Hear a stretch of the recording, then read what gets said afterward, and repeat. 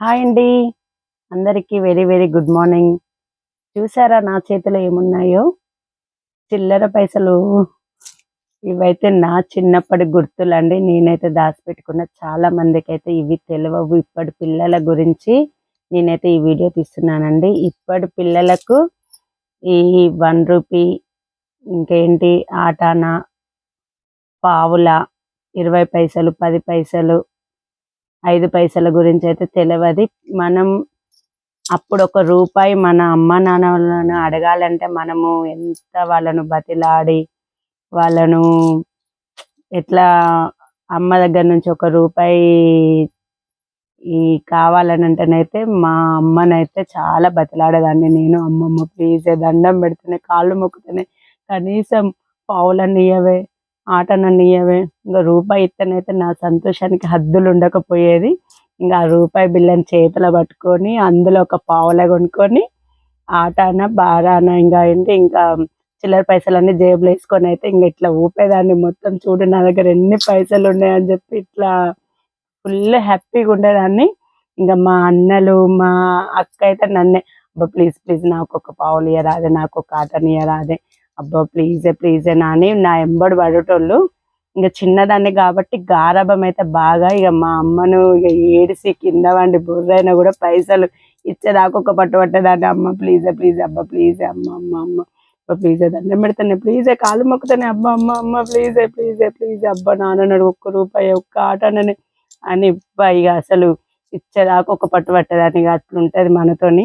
ఇక ఆ పైసలు అప్పుడు రూపాయి ఇస్తే హ్యాపీనెస్ వేరు. అదే ఇప్పటి పిల్లలకైతే 10 రూపాయలు ఇచ్చినా కూడా 10 రూపాయల 10 రూపాయలకి ఏమవుతుంది?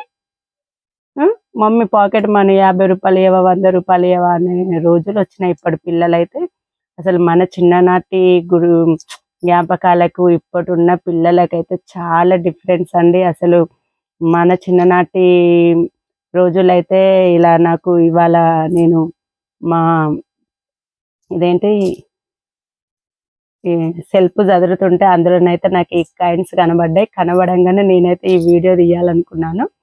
ఎందుకంటే చాలా మందికి అయితే తెలియదు పిల్లలకు. ఇది 1 రూపీ అండి.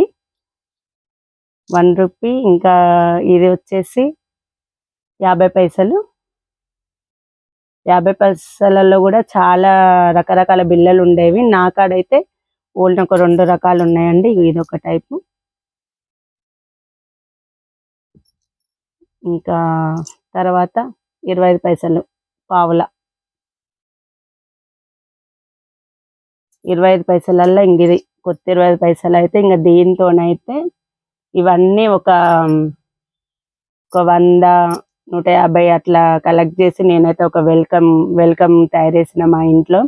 ఇప్పటికీ మా అమ్మ అయితే అది దాచిపెట్టుకుంది. ఇంక ఇందులో 10 పైసలలో కూడా చిన్న బిళ్ళలు వచ్చేటి అండి. చిన్న 10 పైసల బిళ్ళలు కూడా వచ్చేటి. వాటితోని కూడా రకరకాల డిజైన్స్ అని ఇంకేంటి ఫ్లవర్స్ డిజైన్స్ చాలా వెరైటీస్ వేసేటోళ్ళం చిన్నప్పుడు. ఇంకా ఇదైతే 20 పైసల బిళ్ళ. ఇదైతే బుగ్గండి బిళ్ళ, ఇట్లా సిల్వర్లో ఉంటుంది. ఇవి అసలు ఇప్పుడు చూద్దామన్నా కనబడట్లేదు. ఒక వెమ్లవాడలా తప్ప ఎక్కడ కనబడట్లేదు. ఇప్పుడు వెమ్లవాడలో కూడా కనబడట్లేదు ఇవి. ఇంకా ఏంటి 10 పైసలు, 10 పైసల బిళ్ళ. తర్వాత ఇది 5 పైసల బిళ్ళ. ఈ 5 పైసలకు 5 చాక్లెట్లు వచ్చేటి, 5 పాపడాలు వచ్చేది. 5 పైసలు పెడితే చాలు.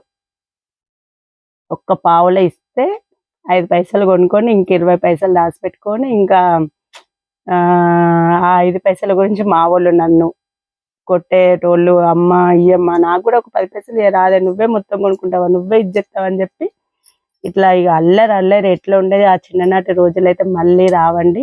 అసలు చిన్ననాటి గుర్తులు అయితే చాలా బాగా అనిపిస్తాయి. ఈ కాయిన్స్ చూస్తుంటే అయితే నా చిన్నప్పటి రోజులైతే గుర్తుకొచ్చాయి ఫ్రెండ్స్. ఇప్పటి పిల్లలకు కూడా డబ్బుల విలువ గురించి చెప్పండి. ఒక రూపాయితో మనం ఎలా ఉండేది. ఇప్పుడు ఉన్న పిల్లలు రూపాయి అంటే వాళ్ళకి చీప్ అయిపోయింది. రూపాయా చీప్గా? రూపాయికి ఏమొస్తుంది? రూపాయా 10 రూపీసా? 10 రూపీస్కి ఏమొస్తుంది? అన్న పిల్లలు తయారైనలు. అట్లా కాకుండా రూపాయితోని మన చిన్నప్పుడు ఎన్ని వచ్చేటివి, మన చిన్నప్పుడు ఎలా ఉండేవాళ్ళము, మనము ఒక్క రూపాయితోని ఎన్ని కొనుక్కొని మళ్ళీ ఎంత మిగిలిచ్చే వాళ్ళము. ఇప్పటి పిల్లలు 1 రూపీ ఇస్తే వాళ్ళకి చీప్ అయిపోతుంది. 1 రూపీ పుచ్చపొళ్ళకు కూడా ఇస్తలేరు, పుచ్చపొళ్ళు కూడా తీసుకుంటలేరు అని చెప్పి మాట్లాడుతున్నారు పిల్లలు. కానీ ప్రతి ఒక్క పిల్లలకు అర్థమయ్యేటట్టు చెప్పండి. మనం చెప్పే విధానాన్ని బట్టి పిల్లలు అయితే మారుతారండి.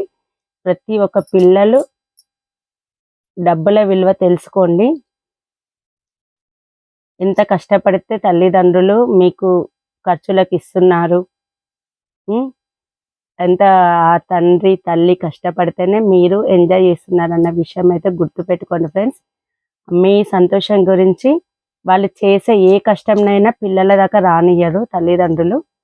అలాంటి కష్టాలు సుఖాలు అన్నీ చూసి మేమైతే ఈ స్టేజ్కి వచ్చాము. మీరు కూడా అర్థం చేసుకుంటారనేసి నేనైతే ఈ వీడియో చేస్తున్నాను ఫ్రెండ్స్.